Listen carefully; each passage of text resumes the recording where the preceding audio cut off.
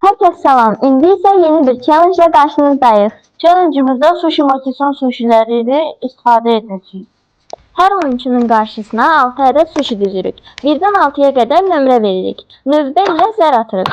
Zərdə hansı rəqəm düşdüsə, həmin nömrəli sushini yeyirik. Əgər artıq yediyin sushinin nömrəsi düşsə, yeyə bilmərsən və növbə digərinə keçir. Sizcə kim 1-dən 6-ya qədər 6 sushinin hamısını yeyəcək? Gəlin baxaq.